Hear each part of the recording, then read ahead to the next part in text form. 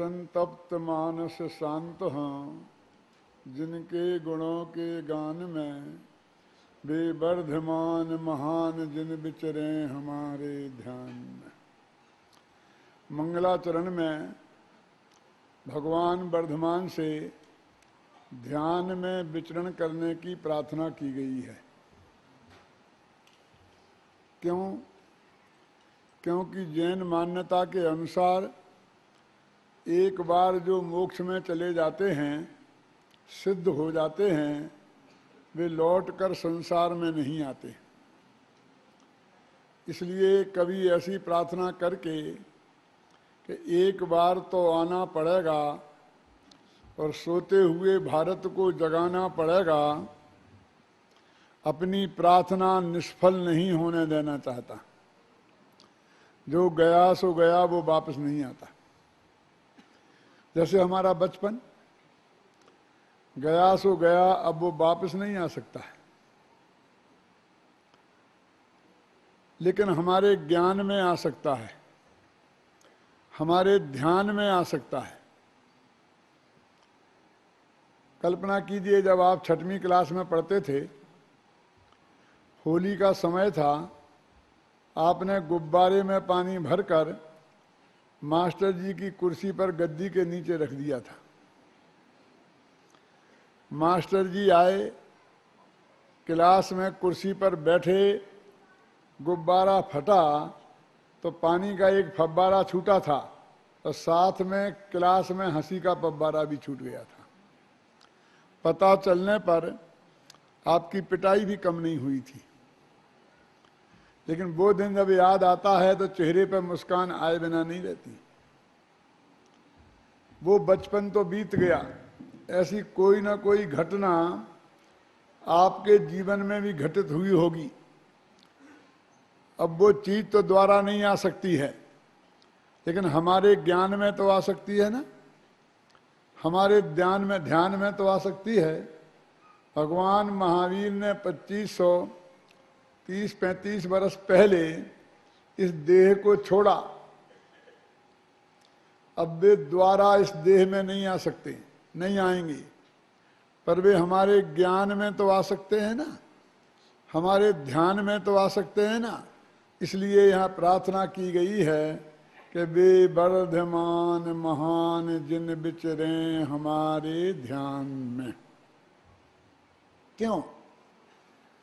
आखिर क्यों? ऐसा क्या दिया है भगवान महावीर ने हमें कि उनने 2500 वर्ष पहले देह छोड़ी और आज हम 2500 वर्ष बाद भी गांव-गांव में उन्हें याद करें, रोजाना उनकी प्रार्थनाएं करें।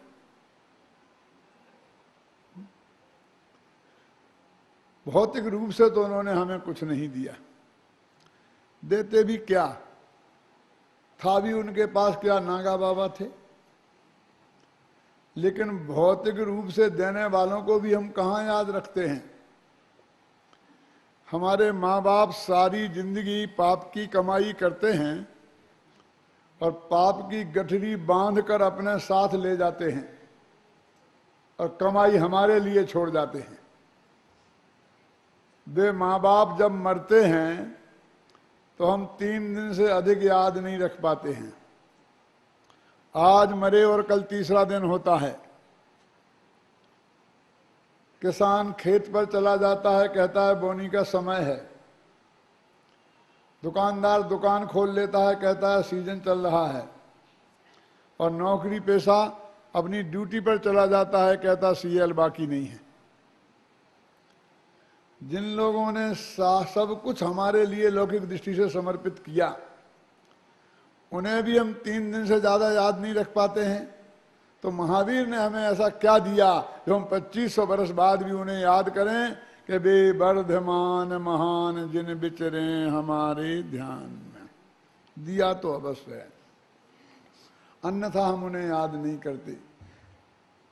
ये बनिया झुकेगा ना, ख्याल में है ना, तो बिना मतलब के तो झुकता नहीं है। तो उन्होंने कुछ हमें ऐसे सिद्धांत दिए, ऐसा रास्ता सुझाया कि जिन सिद्धांतों को हम अपने जीवन में अपना लें उनके बताए रास्ते पर चलें तो आज भी हमारा जीवन सुखी और शांत हो सकता है। इसलिए हम याद करते हैं कि वे वर्धमान हमान जिन विचरे हमारी ध्यान में। बहुत से लोग कहते हैं कि भगवान महावीर आउट ऑफ डेट हो गए हैं। क्यों? क्योंकि जो रास्ता उनने 2500 वर्ष पहले हमें बताया था, हो सकता है वो उस जमाने में किसी काम का रहा हो। कहाँ वो बैलगाड़ी का जमाना और कहाँ हम आज रॉकेट की दुनिया में आ गए हैं। 2500 वर्ष पुरानी बातें कहाँ आई? हमारे पिताजी ने एक मकान बनवाया था 25 वर्ष पहले, वो तो आज हमारे काम का नहीं रहा है, क्योंकि उनने घर के कोने में जाकर ये लैट्रिन बाथरूम बनाए थे। और हमें तो अब हर कमरे में लैट्रिन बाथरूम चाहिए, अटैच लैट्रिन बाथरूम। बहुत तरक्की की है हमने। बाप का बना हुआ मकान तोड़ फोड़ करके क्या कमरे में तो लैट्रिन बाथरूम आ ही गए हैं, बेडरूम में तो आ ही गए हैं, पर बेड पर आना बाकी हैं। तो बुढ़ापे में भगवान ऐसा दिन ना दिखाए कि बेड पर भी आ जाए तो कोई आश्चर्य की बात नहीं है। कितनी तरक्की की है हमने। कहाँ वो बैलगाड़ी का जमाना और कहाँ हम रॉकेट की दुनिया में आ गए हैं। इसलिए वो लोग कहते हैं कि भगवान महावीर आउट ऑफ डेट हो गए हैं।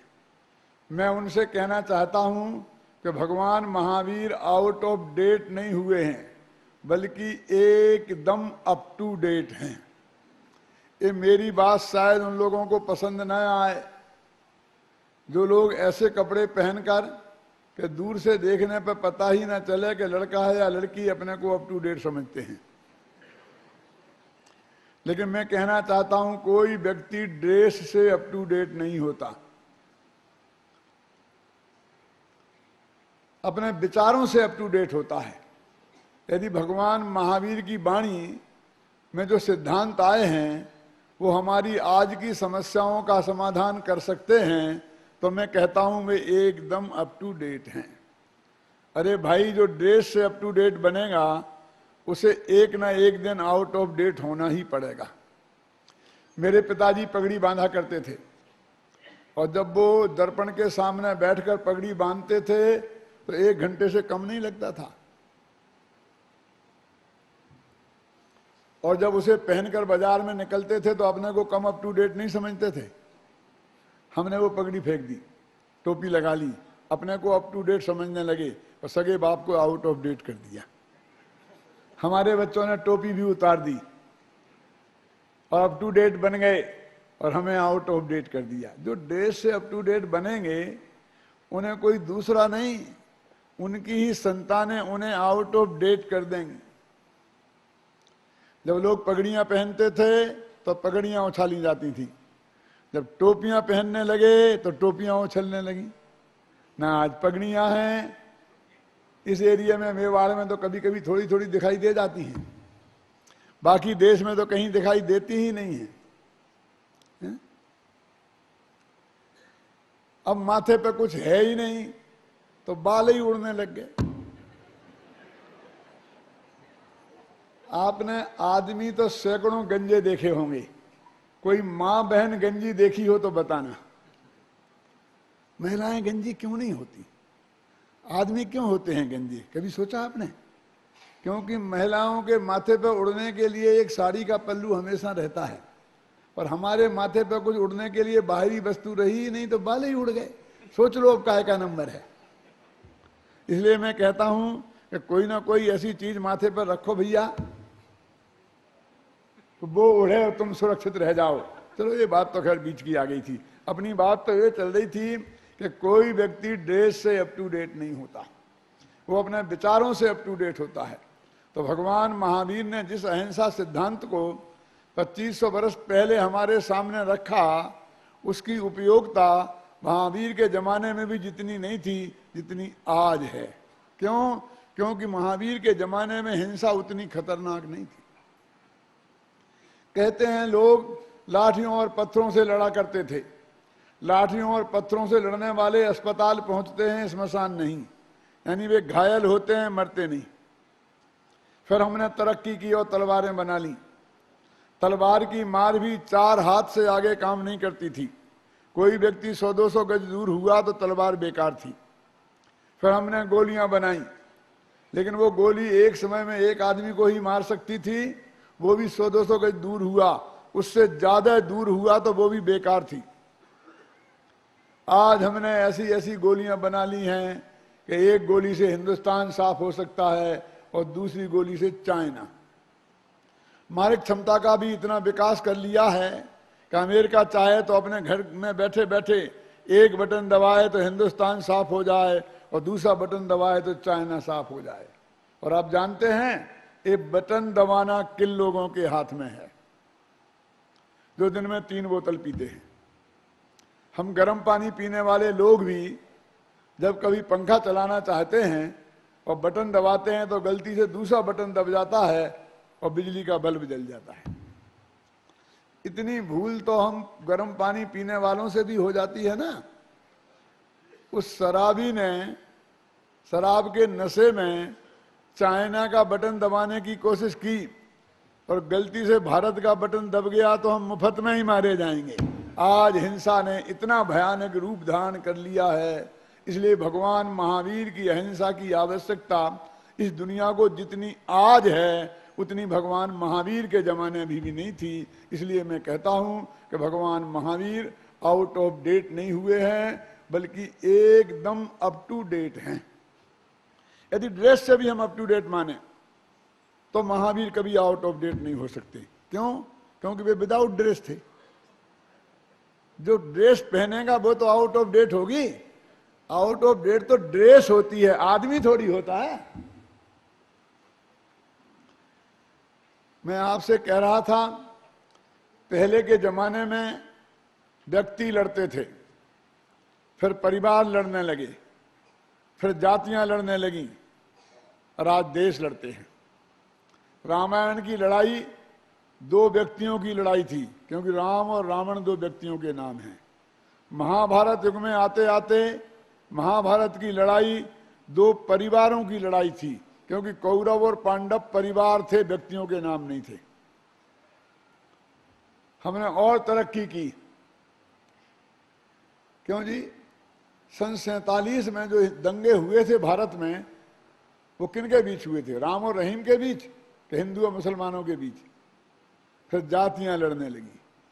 सन 65 में जो लड़ाई हुई थी, वो लड़ाई क्या लाल बहादुर शास्त्री और अयूब खां के बीच हुई थी? सन 71 में जो लड़ाई हुई थी वो इंदिरा गांधी और याहिया खां के बीच हुई थी कि नहीं, हिंदुस्तान और पाकिस्तान के बीच हुई थी। अब देश लड़ते हैं। जब व्यक्ति लड़ते हैं तो व्यक्ति बर्बाद होते हैं, जब परिवार लड़ते हैं तो परिवार बर्बाद होते हैं, जब जातियां लड़ती हैं तो जातियां बर्बाद होती हैं, और जब देश लड़ते हैं तो देश बर्बाद होते हैं। और देश का मतलब अकेला आदमी नहीं होता है, खेत खलियान भी होते हैं, मिल मजदूर भी होते हैं, कल कारखाने भी होते हैं। आज के युद्ध सर्व विनाशक हो गए हैं। आज हिंसा ने जितना खतरनाक रूप धारण कर लिया है, इसलिए मैं कहता हूं भगवान महावीर की अहिंसा की आवश्यकता इस दुनिया को जितनी आज है उतनी महावीर के जमाने में भी नहीं थी। इसलिए महावीर आउट ऑफ डेट नहीं हुए हैं, बल्कि एकदम अप टू डेट हैं। पहले युद्ध के मैदान में सिपाही लड़ते थे और सिपाही मरते थे।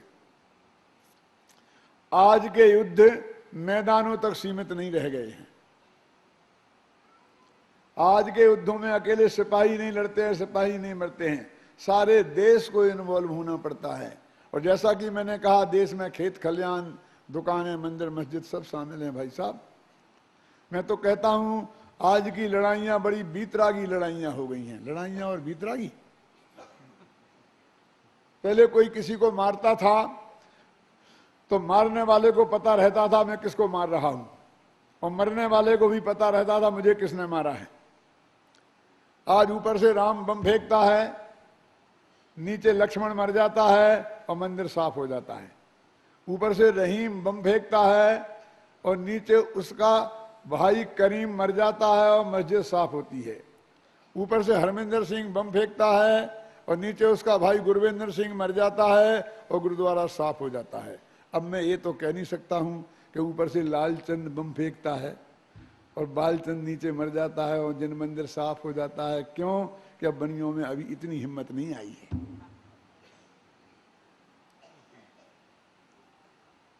न मारने वाले को पता है कौन मार रहा है, न मरने वाले को कौन मार रहा है। ख्याल में है ना? ऊपर से कोई भी आदमी फेंकता है। ऐसा नहीं है कि वो कौन हिंदू मरेगा कि मुसलमान मरेगा। मारने वाला आतंकवादी मुसलमान था कि कौन था, इससे क्या फर्क पड़ता है। लेकिन मरने वाले हिंदुओं के साथ मुसलमान भाई भी मरते हैं ना।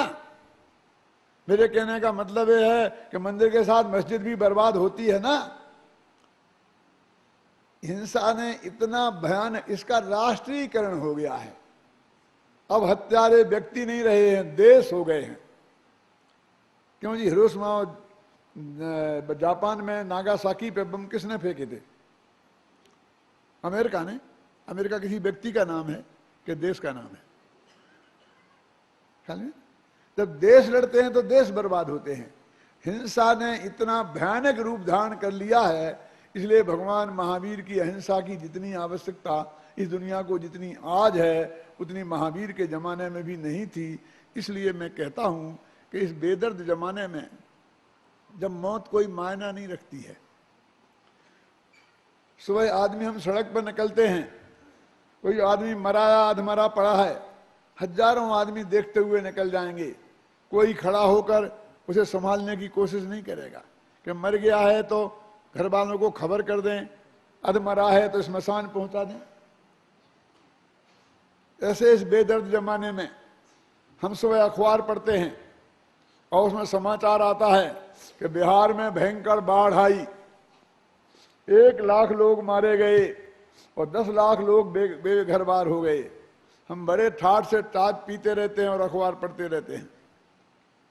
हमारे हाथ से चाल का प्याला छूटता नहीं है, टूटता नहीं है, फूटता नहीं है। हम बड़े मजे से पड़ोसी को समाचार सुनाते हैं, भाई साहब सुना बिहार में बाढ़ आई है, 1 लाख लोग मारे गए हैं। ये समाचार ऐसे सुनाते हैं जैसे उदयपुर में कोई नया सर्कस आया हो। वो समाचार सुनाते वक्त हमारे चेहरे पर कोई पीड़ा का निशान नहीं होता है। कैसी स्थिति हो गई है आज हमारी, जरा हम कल्पना तो करें। पहले मोहल्ले में गाय मर जाती थी तो जब तक गाय की लाश ना उठ जाए तब तक कोई मुंह में पानी नहीं देता था मोहल्ले वाला। आज हम बड़े ठाठ से इस मसान में चाय के चलती है, बैठे बैठे गप्पे लगाते हैं, राजनीति की बातें करते हैं, व्यापार की बातें करते हैं, धंधे की बातें करते हैं और ऐसे सज-धज के जाते हैं अप टू डेट होकर, पता ही नहीं चलता है कि बारात में जा रहे हैं कि शमशान घाट जा रहे हैं। आज के इस बेदर्द जमाने में हिंसा का जैसा तांडव नृत्य हो रहा है जिससे आज सारी दुनिया परेशान है। इसलिए मैं कहता हूं महावीर की आवश्यकता इस दुनिया को जितनी आज है महावीर के जमाने में भी नहीं थी। इसलिए मैं कहता हूं भाई, ये तो बात हुई भगवान महावीर की अहिंसा की आवश्यकता की, आज के जमाने में उपयोगिता की। मूल मुद्दे की बात तो ये है कि भगवान महावीर की दृष्टि में अहिंसा कहते किसे हैं, अहिंसा का वास्तविक स्वरूप क्या है। लोग कहते हैं इसमें क्या समझना, हिंसा नहीं करना अहिंसा है। तो हिंसा किसे कहते हैं, हिंसा भी नहीं समझते। ये दुनिया में मार काट हो रही, इसका नाम हिंसा है। तो अहिंसा का वास्तविक स्वरूप क्या है। एक बार महाकवि व्यास के पास कुछ उनके भगत पहुंचे कि महाराज आपने 18 पुराण लिखे हैं, एक एक इतना इतना मोटा पोथन्ना है, संस्कृत भाषा में लिखा गया है, हम किसान लोग हिंदी भी ढंग से नहीं समझते हैं, इस संस्कृत के पुराण हम कैसे पढ़ेंगे, इतने लंबे लंबे, इतनी फुर्सत हमें कहाँ है। आप हमें 1.5 लाइन में इन पुराणों का सार बता दीजिए ना। तो महाकवि व्यास ने कहा, 18 पुराणेषु व्यासस्य वचनद्वयम् परोपकारः पुण्याय पापाय परपीडनम्। 18 पुराणों में महाकवि व्यास ने 2 बातें ही कही हैं। कि परोपकार करोगे तो पुण्य होगा, पर को पीड़ा पहुंचाओगे तो पाप होगा। इतना जान लो, इतना मान लो और जीवन में अपना लो तो समझ लेना 18 पुराणों का सार तुम्हारी समझ में आ गया। भगवान महावीर के भगत भी महावीर के पास पहुंचे कि आपने भी संस्कृत प्राकृत में इतने बड़े बड़े पोथन ने लिखे हैं, गोमन सार, समय सार, आचारांग, कल्प सूत्र, इन्हें पढ़ने की फुर्सत हमें नहीं है। और आज तो हम अपनी हिंदी गुजराती मातृभाषा भी नहीं जानते हैं।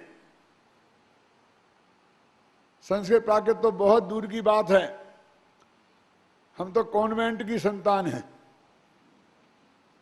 आप भी हमें महाकवि व्यास के समान 1.5 लाइन में जैन दर्शन का सार समझा दीजिए ना। उनने कहा तुम भी सुनो। अप्रादुर्भावा खलु रागादीनां भवेत्तंसेति तेषामेव उत्पत्ति हिंसेति जनागमस्य संक्षेपा।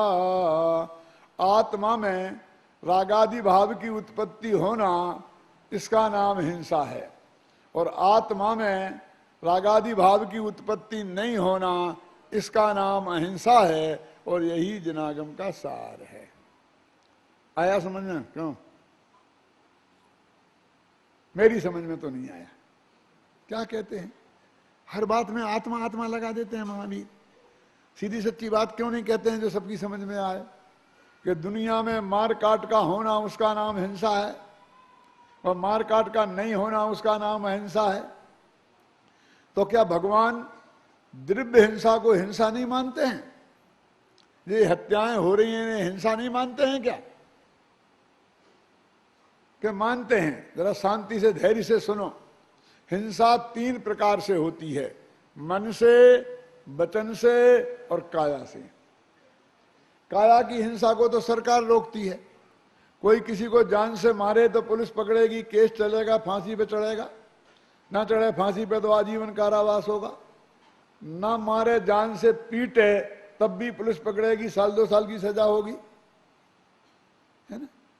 यानी काया से कोई हिंसा करेगा तो उसे गवर्नमेंट रोकेगी, लेकिन वाणी की हिंसा को गवर्नमेंट नहीं रोकती है। मैं एक बार पुलिस स्टेशन पर गया और मैंने कहा इंस्पेक्टर साहब फला आदमी मुझे जान से मारने की धमकी देता है। तो बोले मैं क्या करूं? मैंने कहा आप उसे गिरफ्तार कर लीजिए और क्या करिए। बोले भाई साहब ऐसा नहीं हो सकता। यदि ऐसे अरे गहरे नत्थों के खेरों की शिकायत पर हम लोगों को गिरफ्तार लेने लग जाएं तो हमारे जेलों में जगह कहाँ है इतनी? कोई कानून भी ऐसा नहीं है। तो मैंने कहा ऐसा कीजिए कि मेरी सुरक्षा की व्यवस्था कीजिए। इन नेताओं को जेड सुरक्षा मिल सकती है तो मुझे भी तो दीजिए थोड़ी बहुत। 2 पुलिस वाले मेरे साथ लगा दीजिए। बोले ना, आपके साथ 2 पुलिस वाले लगाए जा सकते हैं। क्यों?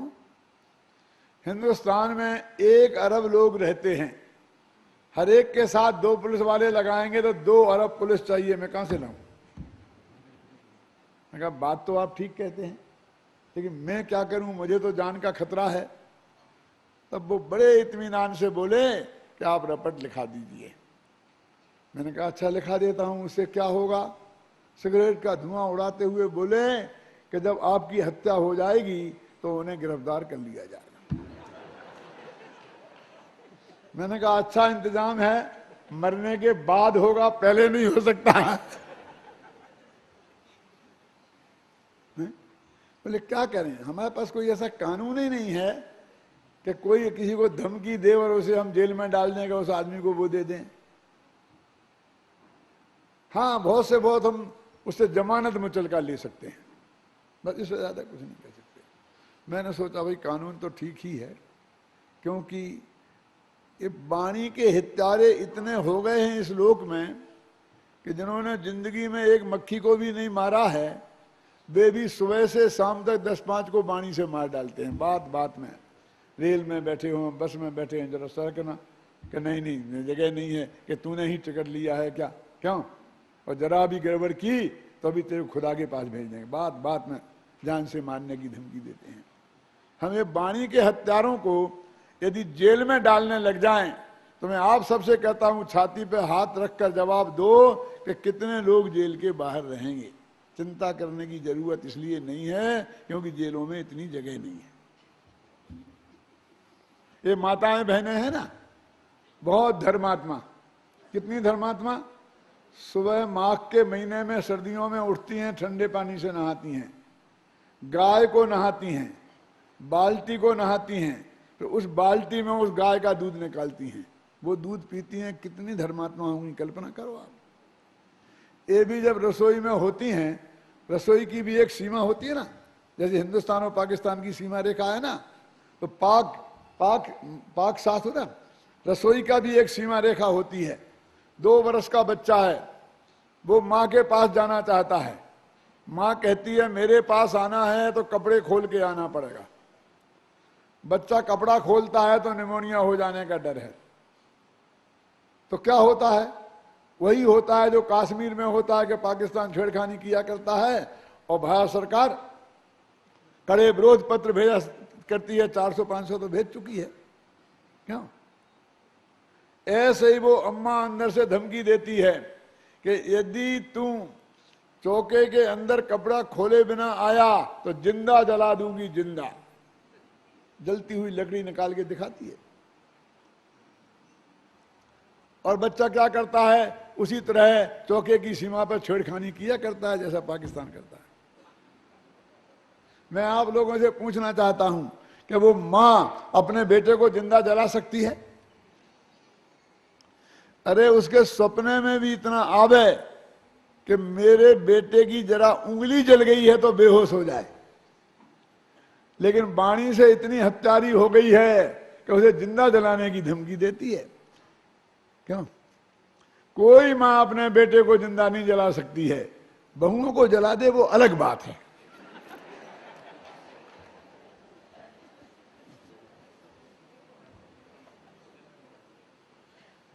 तो ये धर्मात्माएं माताएं भी वाणी से इतनी असंयमी हो गई हैं, इसलिए गवर्नमेंट कहती भैया हम वाणी पर कोई एक्शन नहीं लेंगे। जब तक कोई एक्शन नहीं होगा हम एक्शन नहीं लेंगे। काया से कब तक जहां मारपीट नहीं होगी तब तक हम कोई एक्शन नहीं लेंगे। तो भाई काया की हिंसा को तो सरकार रोकती है, तो वाणी की हिंसा भी तो रुकना चाहिए ना। कौन रोकता है? रोकता है समाज, रोकता है। कैसे रोकता है? जो वाणी का सदुपयोग करते हैं समाज उनका सम्मान करता है, जो वाणी का दुरुपयोग करते हैं समाज उनका अपमान करता। अपमान ना भी करे अपनी सज्जनता की खातिर तो कम से कम सम्मान तो नहीं करता है। इस तरह अपमान के भय से और सम्मान के लोभ से हम बहुत कुछ अपनी वाणी को संयम में रखते हैं। देखो अभी आप लोग हमारा कितना सम्मान कर रहे थे। क्यों कर रहे थे? कि हम भगवान महावीर की अच्छी अच्छी बातें आपको सुनाते हैं और कोई दूसरा कारण नहीं है। कटारिया जी ने हमको याद दिलाया कि आप धोखे में मत आ जाना कि आपका सम्मान है।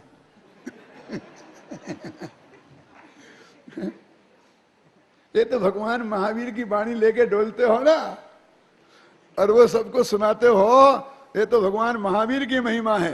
तुलसीदास जी कहते हैं कि मेरी क्या कीमत है, मैं राम बोला हूं ना, राम के गीत गाता हूं, इसलिए लोग मेरा सम्मान करते हैं। बात 100% सच्ची है ना।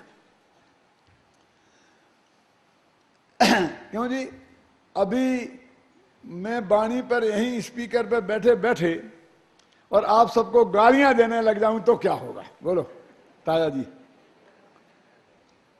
फिर द्वारा बुलाएंगे मुझे कि पंडित जी तुम द्वारा की सोच रहे हो, पहले अभी की सोचो। ये मेवाड़ है, मेवाड़, महाराणा प्रताप की भूमि।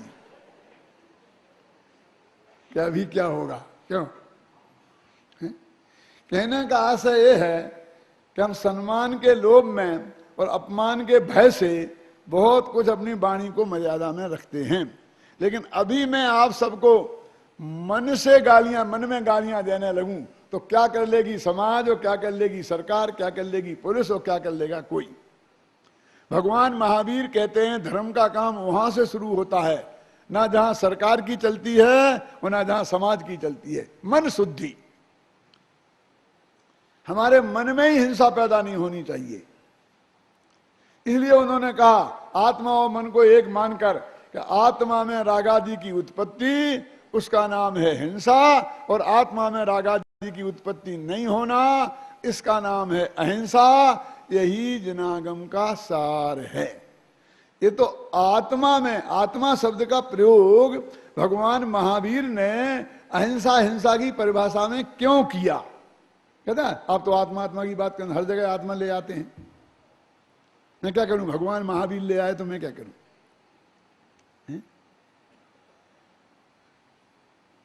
क्योंकि एक दफे मन में हिंसा पैदा हो गई तो वो वाणी में आए बिना रहेगी नहीं, वाणी में आएगी तो काया में आए बिना रहेगी नहीं। एक मास्टर जी थे, कोई घबराना नहीं, मास्टर जी यहां बैठे हों तो वैसे मैं भी मास्टर ही तो हूं। उनने मास्टरनी से कहा कि आज जरा स्कूल जल्दी जाना है, रोटी जरा जल्दी बनाना है। मास्टरनी ने कहा कि आज रोटी जल्दी नहीं बन सकती। कि क्यों? कि जयपुर से एक दुबला पतला पंडित आया है, उसका व्याख्यान है सुखारिया भवन में, मैं व्याख्यान सुनने जाऊंगी और बाद में खाना बनाऊंगी। मास्टर जी का माथा बहुत गर्म हो गया।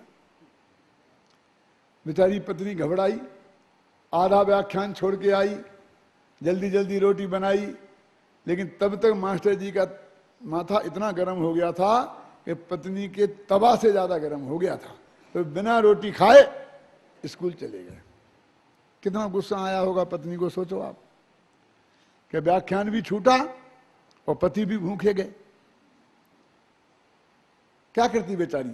अब पति तो चला गया था, घर में बच्चे थे, तो उसने उसकी धुनाई शुरू कर दी। गुस्सा तो कहीं निकलेगा ना भाई साहब। गुस्सा तो मास्टर जी को भी कम नहीं आ रहा था, क्योंकि भूखे आए थे और वहां घर के बच्चे भी नहीं थी, पत्नी तो थी ही नहीं, पराए बच्चे थे, उनने उनकी धुनाई शुरू कर दी। एक दफे हिंसा हृदय में पैदा हो गई तो वो कहीं ना कहीं निकलेगी अवश्य। इसलिए महावीर ने सोचा कि चोर से निपटने की अपेक्षा अच्छा है कि चोर की अम्मा से निपट लो। चोर पैदा ही नहीं हो, हिंसा पैदा ही नहीं हो, हिंसा आत्मा में मन में पैदा होती है। इसलिए उन्होंने वहां से बात शुरू की कि आत्मा में रागादि की उत्पत्ति, उसका नाम हिंसा है, और आत्मा में रागादि की उत्पत्ति नहीं होना, उसका नाम अहिंसा है, और यही जिनागम का सार है। भगवान महावीर का 2500वां निर्वाण दिवस था। सन 74 की बात मैं कह रहा हूं आपसे। हम 1000 यात्रियों को लेकर सिद्ध क्षेत्रों की वंदना लेके निकले थे बाबू भाई के नेतृत्व में। 100 दिन तक 1000 यात्रियों को लेकर हम सारे देश में घूमे। अंतिम अहमदाबाद में उसका समापन था, और अहमदाबाद में समापन के दिन मुझे अहिंसा पर वहां समझाना था। सारे देश में समझाता आया था, मैंने 100 व्याख्यान किए थे उस वक्त इसी अहिंसा पर ही, सारे देश में घूम करके 3-3 महीने तक। तो उस सभा के अध्यक्ष थे हरि सिंह चावड़ा, जो शराबबंदी मंत्री थे उस वक्त। मालूम वो सरकार थी जो बनी थी ना, जब मोरारजी देसाई प्रधानमंत्री थे और उधर सब जगह सम्मिलित सरकारें आ गई थी। उसमें सर्वोदयी नेता थे हरि सिंह चावड़ा, वो वहाँ के उस सभा के अध्यक्ष थे। जब मैं यहाँ तक आया तब उनने मेरे बगल में बैठे थे और बोले कि ये तो ठीक है आपने कहा तो, लेकिन आप बताओ कि ये हिंसा रुके कैसे। मैंने कहा उसका ही नंबर है, आप बताऊँ धीरे धीरे। मैंने कहा आप शराबबंदी मंत्री हैं ना? बोले हाँ। मैं आपसे पूछता हूँ, मालूम गुजरात में उस तरफ उस वक्त शराबबंदी लागू हो गई थी, मोरारजी देसाई प्रधानमंत्री थे, उन्हें अपने प्रांत में करा दी थी, लेकिन सफलता नहीं मिल रही थी। कि कैसे मिले सफलता? एक उपाय तो मैंने कहा यह है कि बाजार में कोई शराब पीकर डोलता हो, पुलिस उसे पकड़े, 2-4 चांटे मारे और जेब में 15-25 रुपये हों तो छीन कर छुट्टी कर दे, तो शराबबंदी सफल हो जाएगी? बोले नहीं होगी। मैंने कहा हो तो ऐसा ही रहा है, क्या करें? मैंने कहा जिन होटलों पर वो अवैध शराब बिकती है चोरी छिपे, जब तक उन पर छापा नहीं मारा जाएगा, जब तक बाजार में शराब की उपलब्धि को दुर्लभ नहीं किया जाएगा, तब तक सफलता नहीं मिलेगी। बोले बात तो आप सही कहते हो। तो मैंने कहा अच्छा, पुलिस ने होटल पे छापा मारा, 10-20 बोतलें मिली, मिल बांट कर पी ली, 200-500 रुपया लेकर उसकी छुट्टी कर दी, तो सफलता मिल जाएगी कि नहीं मिलेगी? हो तो ऐसा ही रहा है। तो करें क्या कि जिन अड्डों पर वो अवैध शराब बनती है, जब तक उन्हें नष्ट भ्रष्ट नहीं किया जाएगा, जब तक उन्हें नहीं रोका जाएगा, उन्हें बंद नहीं किया जाएगा, तब तक शराबबंदी सफल नहीं हो सकती। क्योंकि अड्डों में शराब बनेगी तो बाजार मार्केट में आएगी, आएगी और आएगी, जाएगी कहाँ? मार्केट में आएगी तो लोगों के पेट में जाएगी, जाएगी और जाएगी, और लोगों के पेट में जाएगी तो माथे में भन्नाएगी, भन्नाएगी और भन्नाएगी। होगा क्या? और यदि आप चाहते हैं कि शराब लोगों के माथे में ना भन्नाए, तो इंतजाम करना होगा कि मार्केट में न आए। यदि आप चाहते हैं कि शराब मार्केट में न आए, तो इंतजाम करना होगा कि वो बने ही नहीं। इसके बिना कोई उपाय नहीं है। भगवान महावीर ने यही सोचा, यही रास्ता बताया कि आत्मा की भट्टी में यदि क्रोध की, हिंसा की शराब बनेगी तो वाणी के मार्केट में आए बिना रहेगी नहीं, और वाणी के मार्केट में आएगी तो काया के हिंसा में, काया के शरीर में भी आए बिना रहेगी नहीं। इसलिए उन्होंने कहा इंतजाम वहीं से होना चाहिए कि आत्मा में राग आदि की उत्पत्ति, उसका नाम हिंसा है, और आत्मा में राग आदि की उत्पत्ति नहीं होना, उसका नाम अहिंसा है। तो मैं आपसे कह रहा था कि क्या महावीर द्रव्य हिंसा को हिंसा नहीं मानते हैं? अपन ने बात की थी ना कि 3 कारणों से हिंसा होती है। कौन कौन से कारण? जर, मन वचन काया की बात होगी, जर, जोरी और जमीन। ये जो द्रव्य हिंसा जिसे आप कहते हैं ना, ये 3 कारणों से होती है। कौन कौन से? जर, जर माने रुपया पैसा, जोरू माने पत्नी, और जमीन। महाभारत का युद्ध क्यों हुआ भाई साहब? कौरवों से पांडवों ने कहा 5 गांव दे दो तो हम समझौता कर लेंगे। कौरवों ने कहा बिना लड़ाई के सुई की नोक के बराबर जमीन नहीं मिलेगी, और महाभारत हो गया। रामचंद्र जी की धर्मपत्नी को रावण हर ले गया और रामायण का महायुद्ध हो गया। तो वो पत्नी के कारण, नारी के कारण हुआ ना। और क्यों जी? पैसे के पीछे लड़ाइयां होती हैं, इस बात को सिद्ध करने के लिए पुराणों की गाथाएं खोजनी पड़ेंगी, इतिहास के पन्ने पलटने पड़ेंगे, विशेषकर बनियों की सभा में, जिनका एक सिद्धांत है चमड़ी जाए पे दमड़ी न जाए। आज की जितनी लड़ाइयां हो रही हैं वो पैसे के पीछे हो रही हैं। व्यापारी माने आप लोग नहीं, आज सारी दुनिया व्यापारी हो गई है, देश भी व्यापारी हो गई है। अमेरिका को अपने हथियार बेचना है। क्यों? आज की हिंसा का जितना कारण है उसमें ये पैसा है कि नहीं है। तो जर, जोरू और जमीन के कारण जितनी लड़ाइयां होती हैं, वो जर, जोरू और जमीन के राग के कारण होती हैं कि देश के कारण? बताओ। अरे भाई, सीता जी से रामचंद्र जी को तो प्रेम था ही, होना ही चाहिए था, उनकी धर्म पत्नी थी। लेकिन रावण को भी द्वेष नहीं था। द्वेष होता तो जैसे कि लक्ष्मण ने शूर्पणखा की नाक काट दी थी, ऐसा कुछ करता। अपहरण करके ले गया, घर पे रखा, रोजाना हाथ पे जोड़ता था, ये बोलता था तू मुझे स्वीकार कर ले तो पटरानी बनाऊंगा, मंदोदरी से ऊपर। ये राग की बातें हैं कि द्वेष की? भले ही परिस्थिति प्रेम, खोटा राग सही, लेकिन था तो राग ही। तो रामायण का युद्ध क्यों हुआ भाई साहब? राग के कारण। और महाभारत का? अरे भाई, कौरवों को तो जमीन से राग था ही, और पांडवों को नहीं था क्या? 5 गांव काय के लिए चाहिए थे? क्या बात करते हो? उन बेचारों को 5 गांव भी नहीं मिलते तो रहते कहां? क्यों भाई साहब? मेरे पास तो एक भी गांव नहीं है, तो मैं भी रह रहा हूं ना। हम तो उस देश के वासी हैं कि जिस देश का गृह मंत्री गृह विहीन था। लाल बहादुर शास्त्री की कहानी तो सुनी होगी ना आपने। उनके घर का घर ही नहीं था, कहीं देश का गृह मंत्री था। उनके मन में भी एक तमन्ना थी कि 5 गांव मिल तो जाने दो बेटा, खड़े रहने को जमीन तो मिले, फिर हम देख लेंगे। ख्याल में आया ना? यानी वो जमीन के राग के पीछे महाभारत हुआ। और पैसे के राग के पीछे लड़ाइयां होती हैं, पैसे के द्वेष के पीछे। बोलिए, कल्पना कीजिए आप।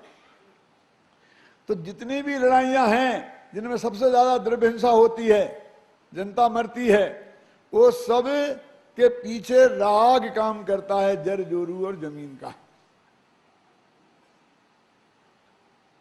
अकेली युद्धों की हिंसा नहीं, एक खान पान की, पहनने ओढ़ने की हिंसा भी राग के कारण होती है। माताएं बहनें सिल्क की साड़ियां पहनती हैं, ये प्रेम से पहनती कि गुस्से में?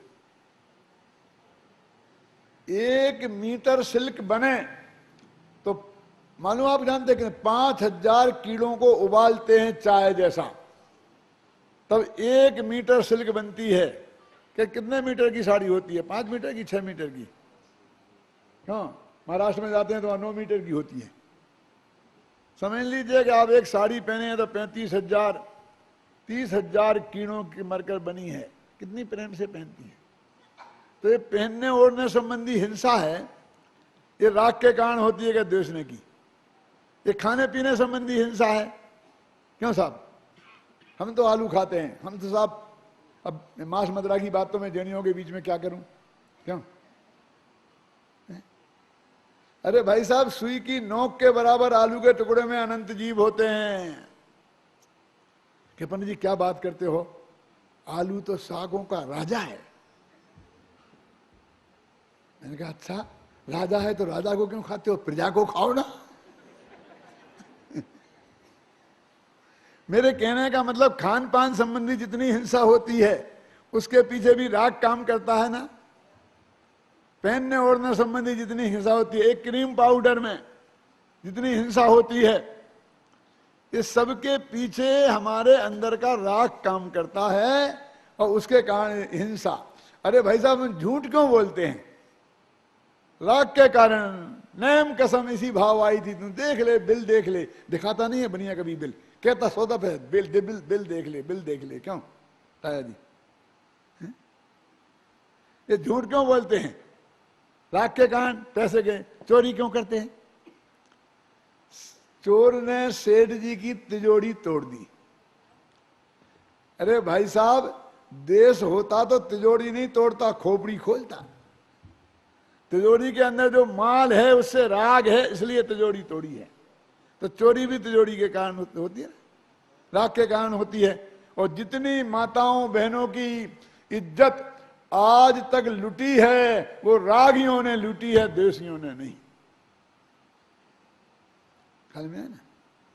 आपने सुबह अखबार में पढ़ा होगा कि एक दुबली पतली गोरी भूरी अल्प ड्रेस पहने कोई कन्या बाजार में मटक मटक के जा रही थी, तो कुछ लड़कों ने उसके साथ छेड़ाखानी की।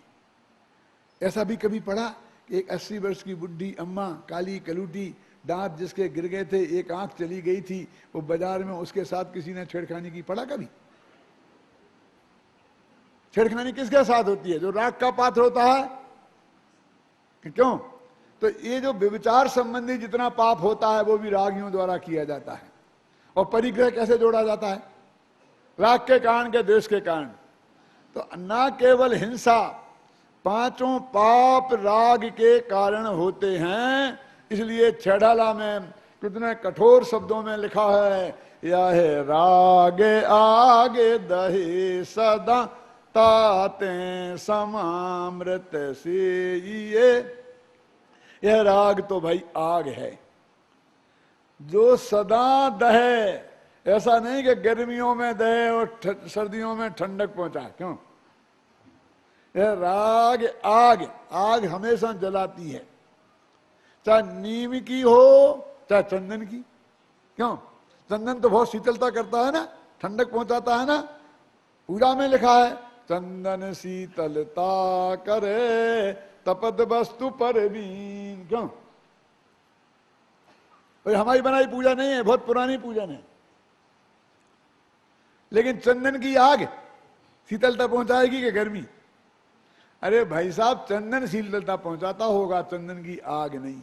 आग चाहे नीम की हो चाहे चंदन की हो, वो जलाएगी ही। कोई सेठ, बड़े सेठ का स्वर्गवास हो तो चंदन की लकड़ी से उसे जलाया जाता है। क्यों? गरीब का हो तो नीम की भी नहीं मिलती है। लेकिन उसी सेठ को उसी चंदन की लकड़ी से जिंदा जलाया जाए तो जलन पैदा करेगा, क्या होगा बोलिए? सम्मान होगा उसका। सब चंदन से जला रहे हैं हम तो राग किसी का, आग किसी भी चीज की हो वो जलाने का काम करती। राग किसी के प्रति भी क्यों ना हो लेकिन वो जलाने का काम करता है। इसलिए कहते हैं राग हिंसा है, भगवान महावीर कहते हैं। जब मैं ये बात कहता हूं तो कहते बहुत हो गया, रहने दो, हमने इतना सुन लिया, बर्दाश्त कर लिया। राग राग राग, सभी प्रकार का राग हिंसा करता है। क्या बात करते हो आप? अशुभ राग हिंसा करता है, मन तीव्र राग हिंसा करता है, हम वो मान लें। लेकिन तुम सभी धान पसेरी तोलते जा रहे हो। धर्मानुराग भी हिंसा है क्या?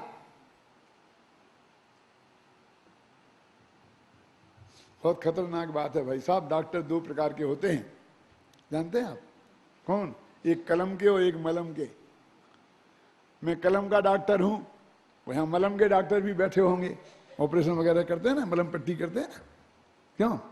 जब मलम का डॉक्टर कोई ऑपरेशन करता है तो एक होता है मरीज कटारिया जी, वो भी बेचारा बेहोश, और कम से कम 2 डॉक्टर 4 नर्सें, है ना। यदि कुछ गड़बड़ हो जाए तो सारा दोष डॉक्टर का है, क्योंकि मरीज तो बेचारा बेहोश है। लेकिन जब वाणी का डॉक्टर ऑपरेशन करता है तो डॉक्टर होता है एक विदाउट नर्स, और मरीज होता है 1000, 500, 1500, 2000, 5000। क्यों? और पूरे होश में होते हैं मरीज भी। इसलिए जितनी जिम्मेवारी डॉक्टर की है उतनी ज्यादा मरीज की भी है, क्योंकि दोनों होश में हैं। डॉक्टर ने मरीज की टेबल पर, ऑपरेशन टेबल पर पेट खोल दिया। अब जो बेहोशी की थी वो थोड़ी कम थी, इसलिए मरीज को होश आ जाए तो क्या होगा? कल्पना करो आप। कभी ऐसा हुआ नहीं होगा, लेकिन कल्पना में तो हो सकता है ना।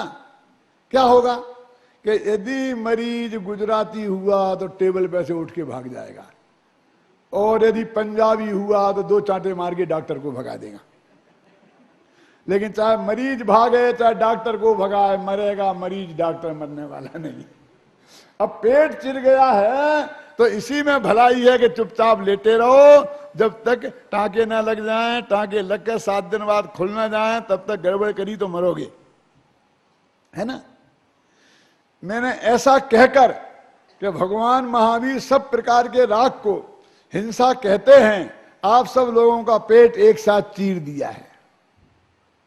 बहुत लोगों को गुस्सा भी आ सकता है, क्या बक रहा है, क्यों? लेकिन अब चाहे तुम डॉक्टर को भगाओ चाहे खुद भागो, कुछ लोग उठ के भाग सकते हैं, जा सकते हैं। मैंने, हमसे नहीं सुना जाता है, क्यों हैं? कुछ लोग ऐसे भी पहलवान हो सकते हैं कि मुझे भगा सकते हैं, वेतन बंद करा सकते हैं। लेकिन दोनों में खतरा मुझे नहीं, आपको है।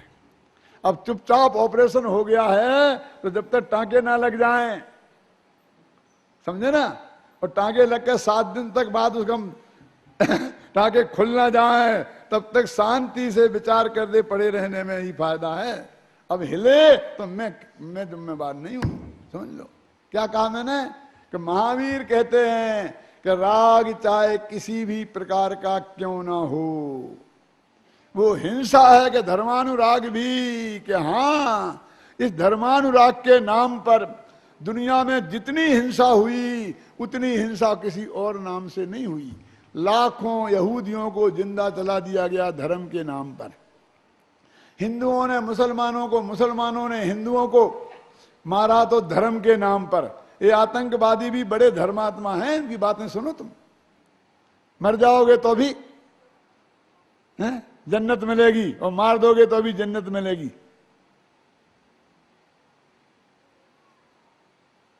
और जाने दो, दूसरों की बात क्यों करते, अपन जैनियों की बात करें ना। हम 150 बरस से संदेश शिखर पर लड़ रहे हैं बड़ी बहादुरी से, लंदन तक होके आ गए हैं, क्यों? लेकिन आज तक हमारी बहादुरी खत्म नहीं हुई। मिलके बैठकर शांति से एक साथ समझौता नहीं कर सकते। धर्म के नाम पर कितनी हिंसा हुई, हम जान की बाजी लगाकर धर्म की रक्षा करेंगे। बेटा तुम जान की बाजी लगाओगे तो अहिंसा नाम का धर्म तो मर गया। चाहे मारो चाहे मरो। आत्महत्या तो दूसरों की हत्या से भी बड़ा पाप है। क्यों? सोचो, गंभीरता से सोचो आप इस बात को।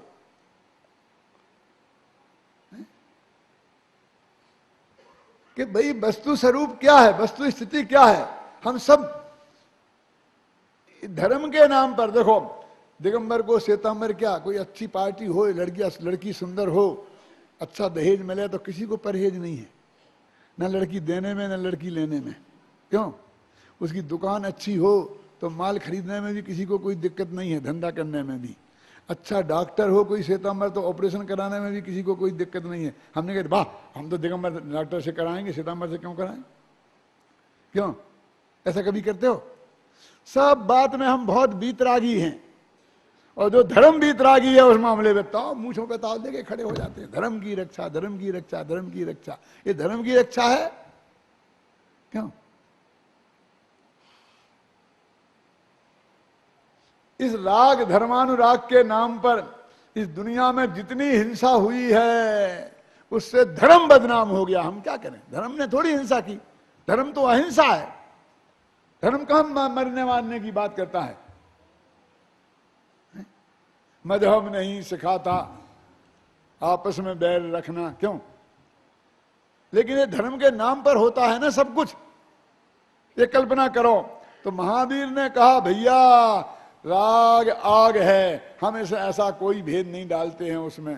किसी भी तरह का हो आग लगेगी तो जलाए बिना रहेगी नहीं। इसलिए भगवान अपने भगवान को बीतरागी भगवान कहते हैं। अपने भगवान बीतरागी सर्वज्ञ हैं। पहले अपन रोकड़ बही में लिखते थे, दिवाली के दिन शुरू करते थे ना, तो बीतरागाय नमा लिखते थे। शादी की चिट्ठी जाती थी तो कार्ड में ऊपर बीतरागाय नमा लिखते थे ना, बीतरागाय नमा। मेरे कहने का आशय है कि जैन धर्म तो बीतरागी धर्म है। धर्म रागमय है, राग धर्ममय। अब तक ऐसा जाना था, शुभ कर कमाते सुख होगा, बस अब तक ऐसा माना है। पर आज समझ में आया है कि बीतरागता धर्म यहाँ, और राग भाव में धर्म मानना जनमत में मिथ्यात्व कहा। लड़के दो प्रकार के होते हैं। कौन कौन से? नाम तो नहीं बता सकता हूं, लेकिन उदाहरण से समझा सकता हूं। आप 4 मेहमान मेरे घर आए और मैंने आवाज लगाई कि बेटा परमात्मा प्रकाश 1 गिलास पानी लाना। आदत है ना 1 गिलास पानी लाना कहने की। तो समझदार लड़का होगा तो देखेगा 4 मेहमान हैं, 5 में पिताजी हैं, 5 गिलास ले चलो, और साथ में जग भी ले चलो। किसी ने 2 गिलास मांग लिए तो कोई दूध चाय तो है नहीं कि नहीं मांगेगा। गर्मी के दिन है तो वो तो 1 नंबर का बेटा, समझ में आया ना। और दूसरा वो 1 गिलास पानी लाना तो 1 गिलास लेके आ गया। मैंने कहा 1 गिलास लाया, मेहमान 5। आप ही ने तो कहा था ना कि 1 गिलास। आज्ञाकारी, ये 2 नंबर का। और तीसरे नंबर का कौन? आधा गिलास लाया। आधा गिलास पानी लाया। मैंने सोचा छलक ना जाए, झलक ना जाए। भगवान महावीर ने अपने बेटों से कहा कि राग हिंसा है, समझना। तो बेटे 3 प्रकार के हैं, अब आप कौन है, आपको कौन सा बनना है? जब महावीर ने कहा कि राग हिंसा है, तो पहले नंबर के बेटा ने कहा राग हिंसा है, द्वेष हिंसा है, क्रोध मान माया लोभ सभी कसाएं। क्यों? मिथ्यात्व राग आदि कहा ना, तो वो 1 नंबर का बच्चा है, ख्याल में है ना। दूसरा बोला अकेला राग कहा, द्वेष को नहीं कहा, हम द्वेष को हिंसा नहीं मानेंगे, वो 2 नंबर का। और कहता हम राग कहा, शुभ राग तो नहीं कहा ना, हम तो आधे राग को मानेंगे, वो 3 नंबर का। आप कौन से बेटे हो अपने मन में निर्णय कर लेना, मुझे उसमें कुछ नहीं कहना है। ख्याल में है ना कि महावीर कहते हैं कि आत्मा में रागादि की उत्पत्ति, उसका नाम हिंसा है। ख्याल में है ना। वो राग किसी भी प्रकार का हो। क्यों भैया? देखो परस्त्री का राग तो बहुत बुरा है, स्वस्त्री का अच्छा है। क्यों? अपनी पत्नी से तो प्रेम करना ही चाहिए ना। यदि साधु बनना हो तो पत्नी का प्रेम रख करके बन जाओगे? नहीं बन पाओगे। तो पत्नी का तो खोटा है, लेकिन अम्मा का तो बहुत अच्छा है ना, माँ बाप का। क्यों भाई साहब? तो जब दीक्षा लेते हैं तो अकेले पत्नी को छोड़ते हैं कि बच्चों और माँ बाप को भी छोड़ते हैं? सबको। क्यों छोड़ते हैं ना? अरे राग तुलना में हम इससे वो अच्छा, इससे वो अच्छा की बातें कर लें, लेकिन जब हम बिल्कुल निरुपम तरीके से बात करेंगे तो राग आग है जो सदा जलाने का ही काम करती है। देखो भाई, जब मैं ये बात कहता हूं तो लोग कहते हैं बात तो आप बहुत अच्छी कहते हो, लेकिन अकेले हम उदयपुर वाले मान लेंगे इससे क्या होने वाला है? सारी दुनिया नहीं मानेगी तो अकेला चना तो भाड़ फोड़ नहीं सकता है। क्यों भाई साहब? सारी दुनिया को आप समझा के आओ, फिर बाद में हम भी मान लेंगे। अरे भाई, अहिंसा तो अमृत है, जो पिएगा अमृत का प्याला वो अमर होगा। व्यक्ति पिएगा तो व्यक्ति, समाज पिएगा तो समाज, देश पिएगा तो देश, दुनिया पिएगा तो दुनिया। दूसरों पर टालने की बजाय चैरिटी बिगिन फ्रॉम होम, भले काम को अपने घर से ही आरंभ कर देना चाहिए। इस सिद्धांत के अनुसार भगवान महावीर के अहिंसा सिद्धांत को गहराई से समझकर दूसरों पर मत डालो। देखो, द्रव्य हिंसा और भाव हिंसा दोनों को, हिंसाओं को जैन दर्शन में हिंसा कहा है, ध्यान से सुनना। लेकिन फिर भी जैन दर्शन में भाव हिंसा पर ज्यादा बल है द्रव्य हिंसा से। क्या मतलब? कि बोलो जीवों की हत्या, जीवों का मरना, कि जीवों का मरना यदि हिंसा हो तो पैदा होना फिर अहिंसा हो जाएगा, क्योंकि मरने से उल्टा क्या है? पैदा होना है ना। तो मरना यदि हिंसा है तो पैदा होना अहिंसा। जितने पैदा होते उतने ही मरते, जितने मरते उतने ही पैदा होते, जितनी हिंसा उतनी अहिंसा। हिंसा का तांडव नृत्य हो रहा, ज्यादा हो गई, ये गप्पे क्यों मारते हो? समझ में आई बात? क्या नहीं? क्या नहीं? नहीं साहब, मरने का उल्टा जन्म नहीं है, जीवन है। अच्छा, बहुत अच्छा। जीते तो हम 70-80 वर्ष तक हैं और मरेंगे तो एक क्षण, तो अहिंसा बहुत हो गई और हिंसा कम रह गई। अरे ना जन्म अहिंसा है, ना जीवन अहिंसा है, ना मरण हिंसा है। जो मौत तो स्वाभाविक है जन्म के समान। जब आदमी अपनी मौत मरता है तो कोई ये कहता है हिंसा हुई? अभी बिहार में बाढ़ आई थी ना, 1 लाख लोग मर गए थे। कब? अभी 1 घंटे पहले आई थी ना। बाढ़ आए और 1 लाख लोग मरे तो एक अखबार ने ये नहीं लिखा कि हत्यारी सरकार गद्दी छोड़ो, सबने लिखा कि जन धन की हानि हुई।